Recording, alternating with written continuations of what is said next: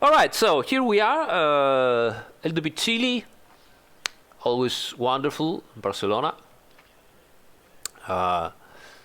Nice, look at this. Okay, so let's start. So let's see, what is the save here? Oh yeah, lots of wing. Let's go with the aggressive. Do a couple of laps. Oh, I can see already.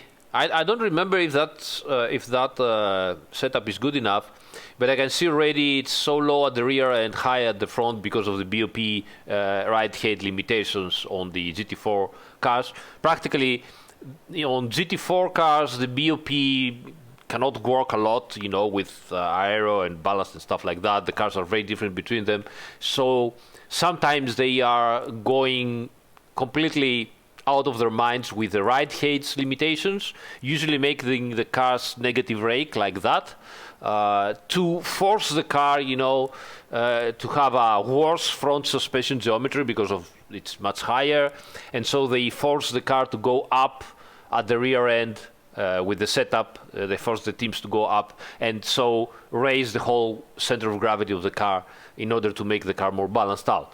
I can see already this here happening, so we'll see. Let's go out and do a couple of laps, make our pressures correct, and then we'll see.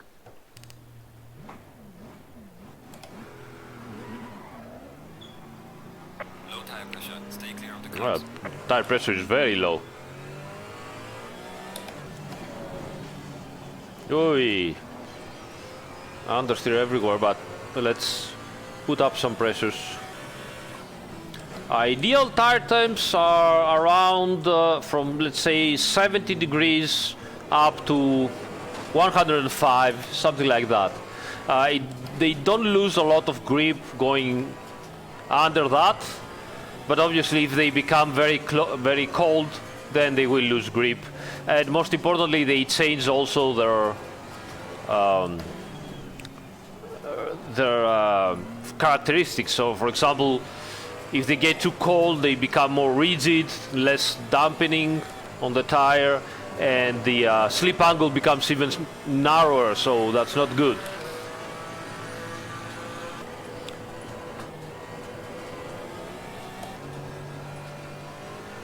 Right, so pressures are really low, and I have also some terminal understeer on some turns, especially at turn in on brakes. So let's go in and start to fix that stuff.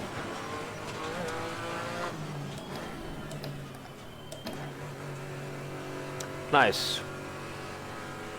All right, let's stop here.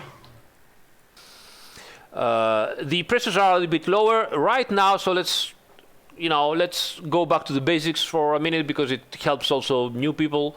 So for the GT4 cars, I want the pressures hot to be somewhere around 27 psi, somewhere around there. So 26.6 to 27.4, somewhere around there. Okay. So right now, after a couple of laps, my hot pressures, you can see them over here, whether it says PSI hot, it's 24.9, okay, on the front left, which means that I need at least 3 psi to go up to 27. That means that I have to go on the cold pressure, the ones that you put on the tires before you exit the pits, okay, and raise it by 3 psi. So I'm gonna get this 20.1 and put it at 23.1. Okay, that means that when those tires will get heat, the heat makes the pressure go up, and so I'm starting with 3 psi more, and that means that also the hot pressure will go up by more or less 3 psi.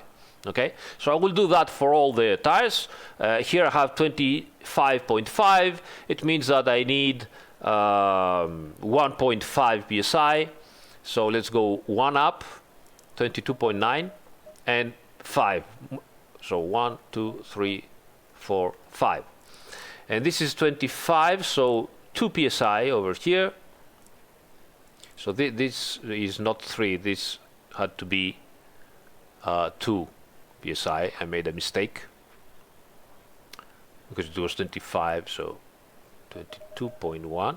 Okay, that makes more sense, I think, now. Yeah, yes, I saw that on the chat already. Yeah.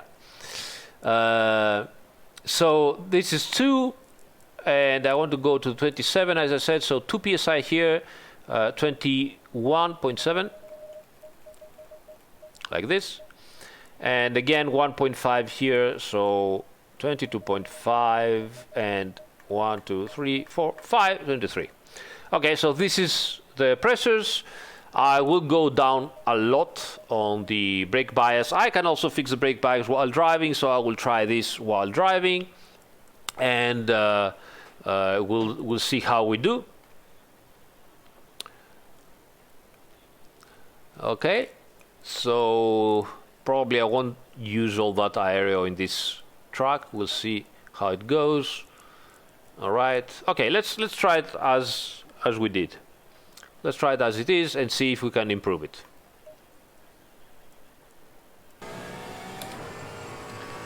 Okay, so again we're going to do a couple of laps, check if our pressures are good, because if we don't have good pressures, then all the work we are doing is worthless.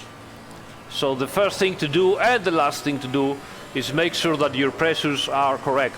It's the most important part, because in the end, whatever you do, the whole car and the grip you have with the asphalt is limited on these 4 tire patches and footprints. So the wider and the bigger is the footprint area from each tire, the better it is, and the wider footprint area is achieved when you have the correct pressure on the tires. There's no other way around it.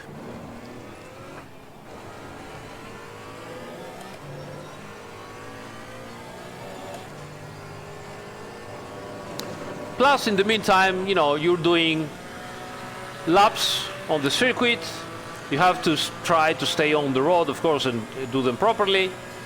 And you get better, you know, you help your muscle memory and everything else.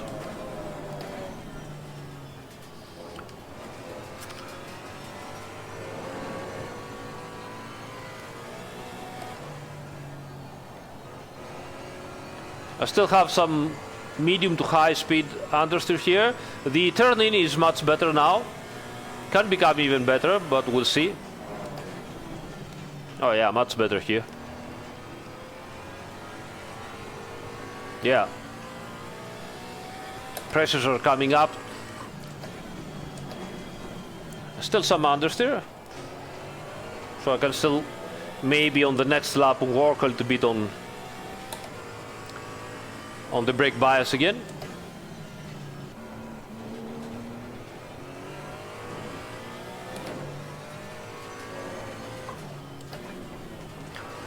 The front right is so cold because we are at Barcelona, a notorious track of eating up completely the left tires, and especially the front left tire. In all the series, from Turismo cars to GT3s, to single-seaters, to Formula 1. I mean, even the MotoGP bikes have asymmetrical tires left and right, because obviously they are hitting so much one side of the tire.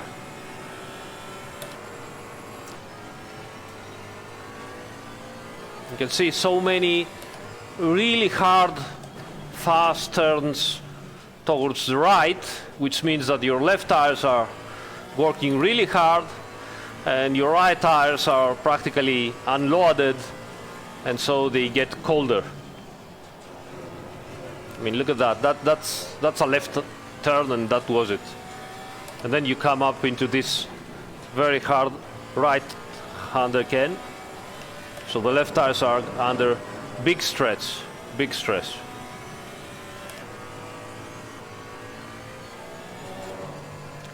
You can see that the pressures are very good all around. And I will now try for this lap to go a little bit even more backwards to the brake bias and see if I can improve.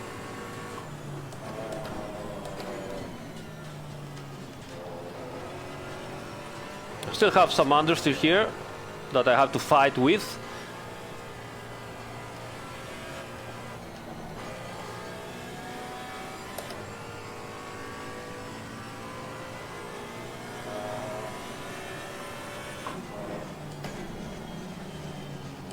Oh, if I go too deep here, then there is no way to cut the car.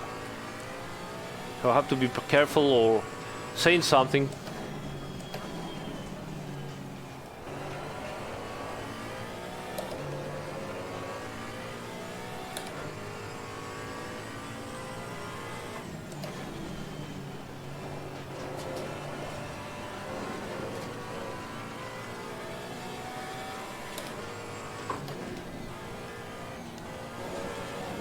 I'm still struggling with understeer everywhere.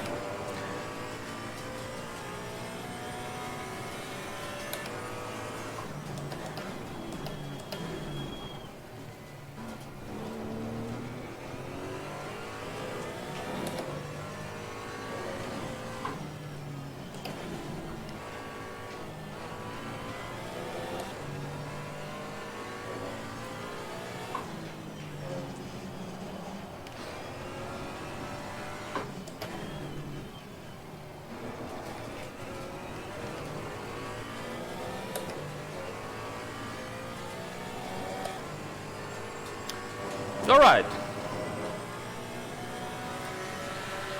54.4, we're getting better. So let's stop. Check a little bit our pressures and start working a little bit on the setup to see if we can improve. Right, so pressures are good here, a little bit high here, but I don't care honestly, because a little bit high on the left rear, it's not bad. It's not bad at all.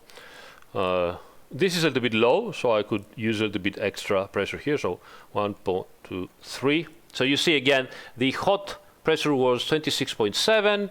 So to get up to 27, I need 0.3 psi. So I go to the cold pressure and I raise up by 0.3, and that, when the tires will be hot, will possibly put me in a good position.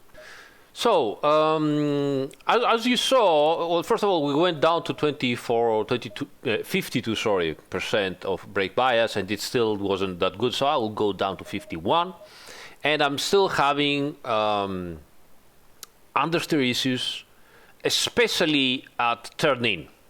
So what I'm going to try to do, considering that we are also at Barcelona, which is a very flat track and it doesn't have any big undulations that they can upset the car, I will try to go up one click with the anti-roll bar and down one click to the preload differential, trying to rotate the car a little bit on turn in, okay, and see if I can improve on that. As you know, those cars are not that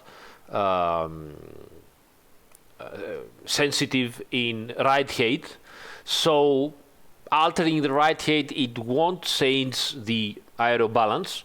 On the contrary, you have to think that because those cars don't have really any big diffusers or whatever, and they only have a rear wing, a pretty big rear wing, if you raise the rear ride height, you practically change nothing in the underneath aerodynamics of the car.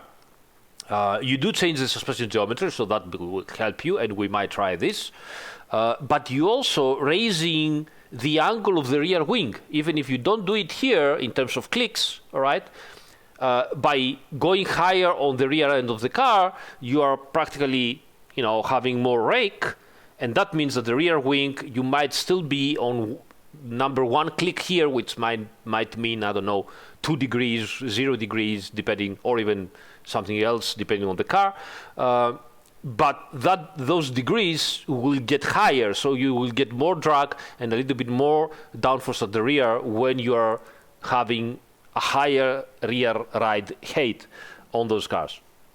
So while I have always told you that in the GT3 cars, the first thing you do after the pressures is the actual ride height. On the GT4 cars, I would go in the mechanical grip and try something different here firstly. Then maybe I will try to lower the rear wing and get even less drag if possible, because in the end those cars are, you know, much more based on the mechanical grip to go fast than the actual aerodynamic grip. The aerodynamic grip is at least 1/3, sometimes even less of 1/3 of a GT3 car. So yeah.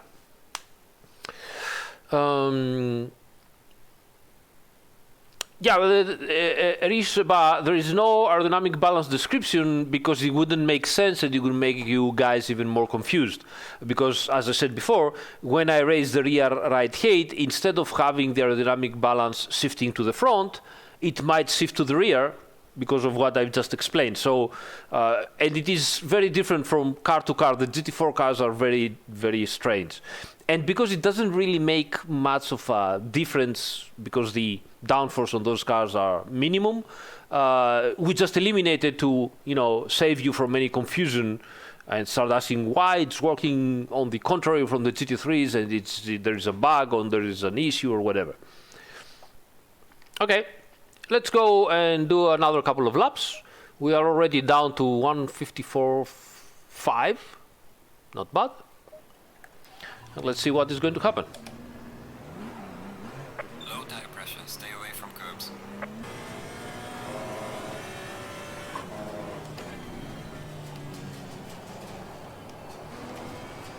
I need to turn the wheel a lot. So maybe I will lower a little bit the steering ratio. Yeah, I definitely turned the wheel. Oh. No, so that didn't work. So let's go back to the garage. Pressures are still good. Not much of success here. So let's see. Let's go down with the rear wing and maybe raise this a little bit to 105, something like that. Obviously, as I said, in the GT4 cars, you can play more with the ride head. You don't have to go, 2 millimeters, 1 millimeter at a time. So you can play more and have less result, less difference in your driving, in the handling of the car, because the cars are not that aerodynamically sensitive.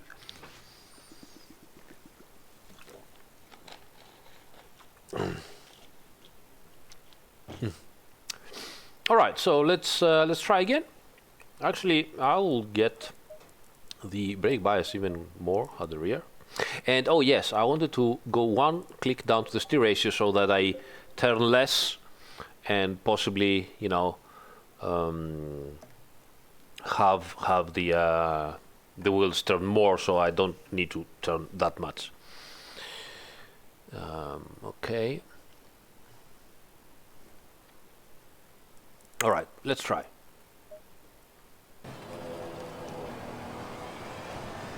Oh, we have some oversteer here. Finally. So possibly the fact that I changed the rear wing down by 1 and raised the rear right height was a little bit too much.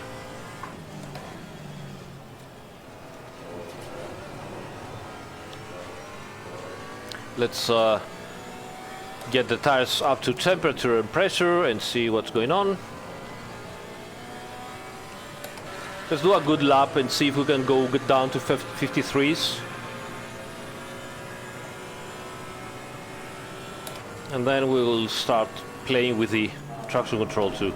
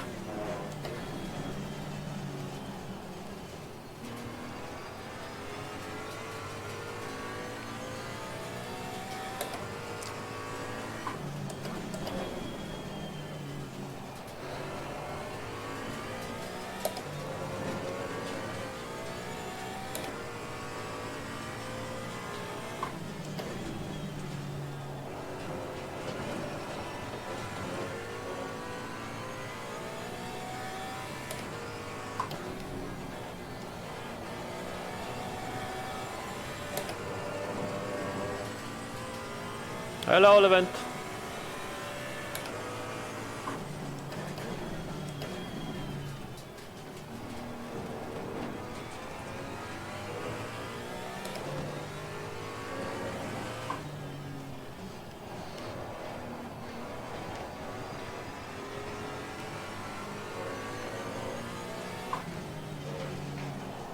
Oh, overdid it.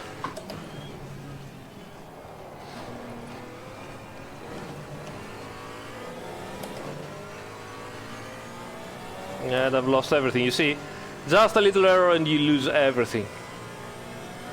Okay, let's go down to traction control 1. Ciao, Francesco.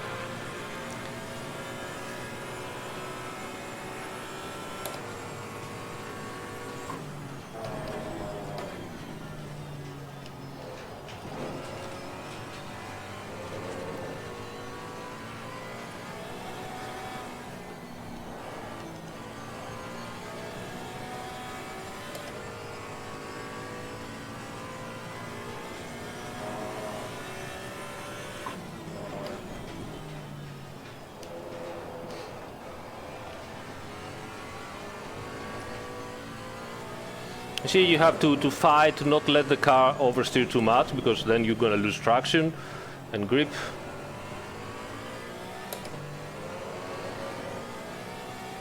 So bad here.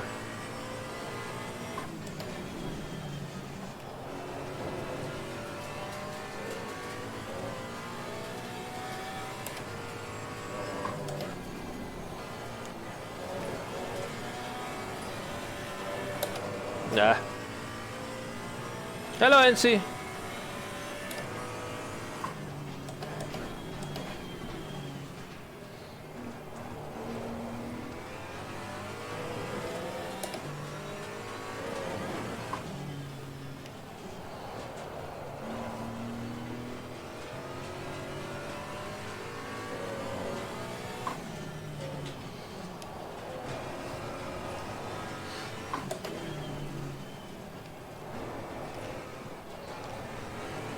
Yeah, really bad. All right.